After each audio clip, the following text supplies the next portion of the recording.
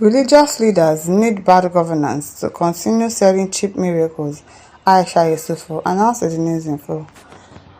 Aisha Yesufu, this outspoken Nigerian activist known for her relentless push for justice and accountability, addressed a crowded hall during a civic engagement seminar in Lagos.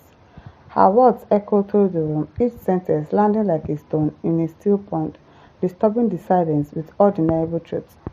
Bad governance isn't just a political issue, she began, her voice steady but intense.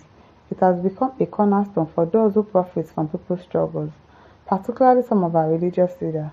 They need the chaos and despair that comes from poor leadership to continue selling what I call cheap miracles. The audience murmured in response, sensing the weight of our words. Aisha wasn't attacking faith or true spirituality, she was addressing the darker side of the society. It's the truth. Some pastors they are liars. We can't deny that fact.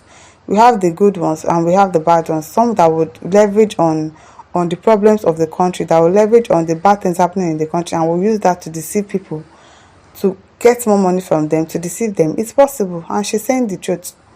Those who exploit the vulnerable, promising quick fixes and miracles for problems rooted in a broken system.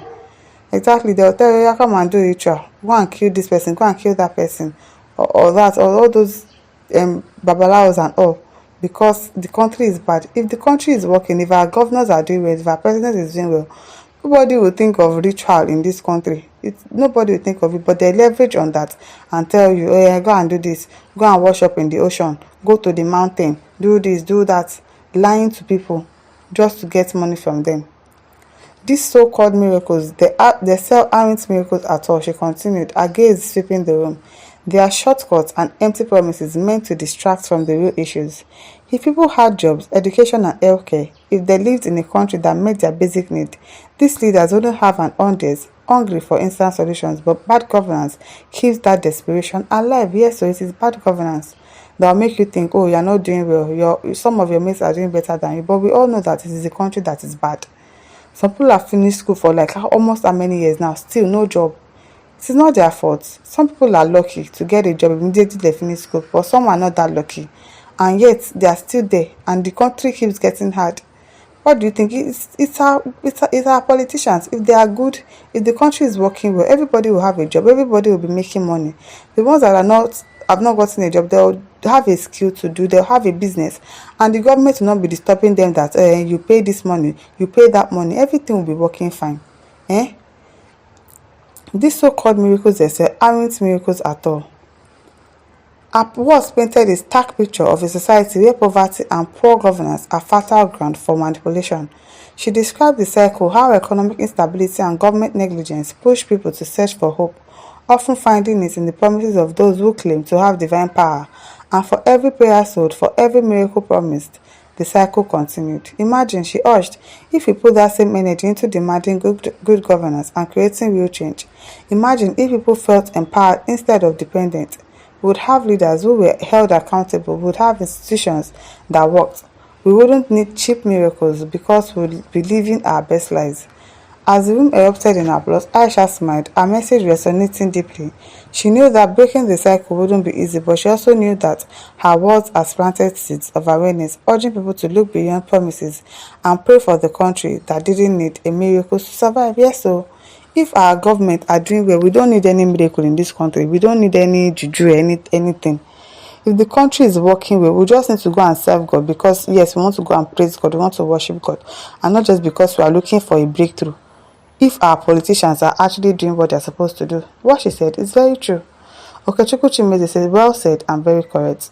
Anet Seudofia says, very true, very true. Ogidon Gabriel says, even if I can go with Aisha in her words, but I'm here to put it to her that she wouldn't have done better, if not worse, if she's in government. Ordinary campaign fraud of Labour Party in Ake during the last general election, she has been alleged to have mismanaged it. Ogidon, you to hear what you said now. You said alleged. It's not that she did it. They alleged that she did it. So there is no evidence, there's no proof that she actually did it. So what you said now, it does not hold water. Oyiwala says, well, talk is free, but last time I checked in my region, being religious is a choice. Nobody forced anyone to be religious. Until just use this your energy for your own religion leaders that's causing chaos in the country by promising those boys of 7 virgins in heaven. Truly, nobody is forcing anybody to be religious. We can be religious, pray and do everything. But some people are actually taking advantage of the problems in the country to deceive people. It is a fact. It is not only for Christians or for Muslims too, for traditionalists as well. They are using that leverage to obtain people that are not wise enough to know that, oh, I can pray by myself. I don't need to do any silly things before I can make money. It is the country that is not working. If you had a country that is working, you will not need all of that before you can survive. Even Vande says, if I make such a comment on Muslim and call all Imam fake, will Muslims be this mature to Allah is like? But she didn't call. She just said religion. She didn't call Christians. Though. Did she call Christians? She did not. Though. She did not. She might be talking to Christians, Muslim, or traditionalists. People should not start wahala where there is none. She said religious leader. A religious leader can be a Christian. It can be a Muslim. It can be a traditionalist. So people should not put words into her mouth. What she did not say, don't say she said it. She did not mention Christians alone, please. Okechukwu Hill says in Africa, Christianity is a business. Take it or leave it. Even anywhere, it's not. She's not only talking about Christianity. Even some Muslims too are doing it very well. We will see some of them that will tell you, go and do this, go and do that, go and burn candle, go and do this one, burn all these things together, and do this one, or share this one. It is everywhere. This is not just subjected to Christianity. There are some Muslims that are cheats, that are liars, they are religious leaders that are deceiving people. There are traditionalists that are not real too, that will deceive you, that will tell you, you have to kill somebody, you have to do this, you have to do that before you make money. It is not only to Christianity. Joseph Onoa said, yes, madam, you are correct. They encourage bad governance so that they will sell their cheap miracles. Truly, if there is good governance, few people will be looking for miracle. That is why in abroad, where things are working normal, how many people goes to church to look for miracle? It is only where things were turned upside down that miracle preachers will be parading themselves. Taiwo Kane says this might be the beginning of the fall of Peter Obi. The same church we ran to has now suddenly become the problem to tackle, but it's not Peter Obi that talks now. That one that he said, we have already forgiven him for that one. You know, they know they offend you, make you forget. You know, they forgive and forget. Nice Abio. Oluwafemi Olowoyo says, deception has no boundary except at the border of the truth. Don't we have irregular people, even under good government? We are just at the end time.